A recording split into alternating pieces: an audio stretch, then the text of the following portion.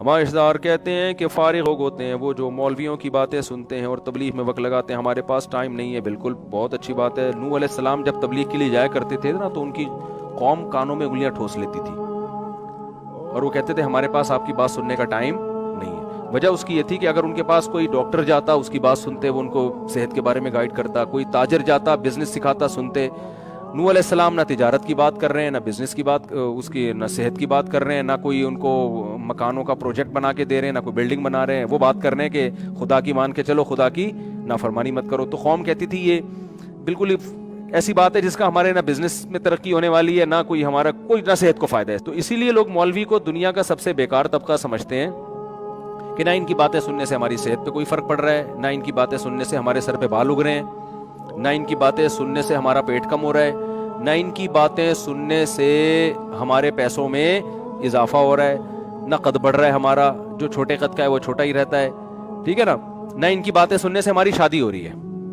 حتیٰ کہ میرے پاس آنے سے بھی لوگوں کی شادی نہیں ہو رہی، جو صبح شام شادیوں میں بیان کرتے ہیں۔ میں بھی کہتا ہوں میرے پاس رشتے نہیں۔ آج بھی ایک صاحب آئے شادی کر، میں نے کہا شادی کی میں ترغیب دیتا ہوں، کراتا وراتا نہیں ہوں۔ تو ظاہر ہے جو نہ شادی کرا رہا ہے آپ کی، تو وہ دنیا میں سب سے فضول طبقہ ہوگا کہ نہیں ہوگا؟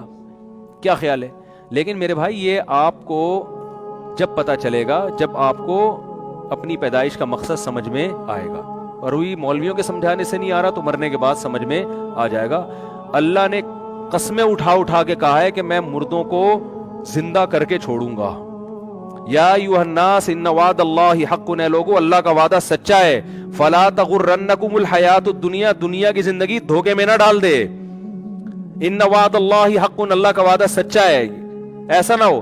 اور پھر یا ایھا الناس ان کنتم فی ریب من البعث، اے لوگو تمہیں اگر یقین نہیں آتا نا کہ میں مردوں کو زندہ کر کے اٹھاؤں گا اپنے سامنے، فَإِنَّا خَلَقْنَاكُم مِّن تُرَابٍ، دیکھو ماضی کو پہلے مٹی سے پیدا کیا۔ کیا عقل کہتی ہے کہ مٹی سے انسان پیدا ہو سکتا ہے؟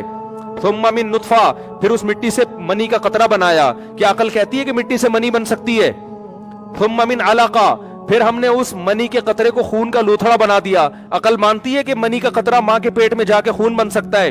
ثُمَّ مِن مُضْغَةٍ، پھر اس خون سے ہم نے گوشت بنایا۔ عقل کہتی ہے کہ خون سے گوشت بن سکتا ہے؟ پھر ہم نے اس میں ہڈیاں پیدا کی۔ فَكَسَوْنَا الْعِظَامَ لَحْمًا، ان ہڈیوں پہ گوشت چڑھایا۔ ثُمَّ أَنشَأْنَاهُ خَلْقًا آخَرَ، یہ سارے کو اللہ ثم سے بیان کر رہا ہے۔ پھر اس کے بعد یہ ہوا، پھر اس کے بعد ایک ایک کو الگ اہتمام سے بیان کیا جا رہا ہے۔ ثُمَّ أَنشَأْنَاهُ خَلْقًا آخَرَ، پھر ایک نئی تخلیق میں پیدا کر کے ماں کے پیٹ سے ہم نے تمہیں باہر نکالا۔ ثُمَّ السَّبِيلَ يَسَّرَا، اس راستے کو آسان کر دیا تمہارے لیے۔ پھر جب تم دنیا میں آتے ہو، پھر آسمان سے بارشیں برسا رہے اور زمین میں تم بیج ڈالتے ہو، ایک گٹلی ڈالتے ہو، فالق الحب، اس گٹلی کو پھاڑ کے تناور درخت بنا کے پھول لگاتا ہے، پھر اس میں آم پیدا کر کے ان ہر آم میں گٹلی، پھر اس ہر گٹلی میں یہی پروسیس۔ تو اللہ کہتے ہیں جو اتنی قدرت کے نمونے تمہیں دکھا چکا ہے، اس کے بارے میں تم دھوکے میں مت آنا کہ وہ تمہیں دوبارہ زندہ نہیں کر سکتا، وہ کرے گا زندہ۔ تو قرآن بار بار کہہ رہے میرے بھائی، دنیا میں سب سے بڑا بیوقوف وہ ہے جو اس دنیا کی ظاہری چمک دمک کو دیکھ کر کہے کہ میں نے مر کے ختم ہو جانا ہے۔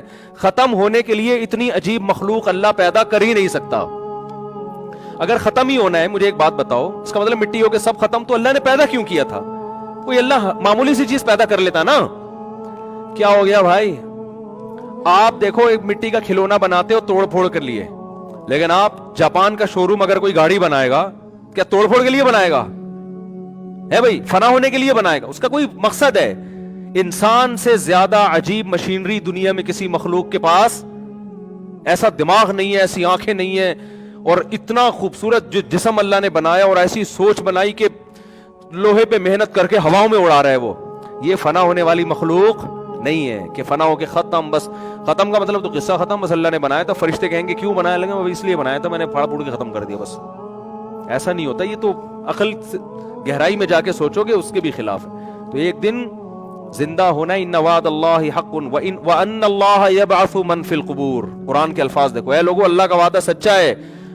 اور ایک جگہ قرآن نے نا اپنی قدرتیں بیان کی، اللہ یہ بھی کرتا ہے، یہ بھی کر رہا ہے، یہ بھی کر رہا ہے، یہ بھی کر رہا ہے۔ اللہ فرماتے ہیں تاکہ تمہیں یقین آ جائے کہ اللہ کا وعدہ سچا ہے، اور جو قبروں میں پڑے ہوئے ہیں ان اللہ یبعث من فی القبور، ایک دن اللہ ان کو زندہ کر کے اٹھا کے چھوڑے گا۔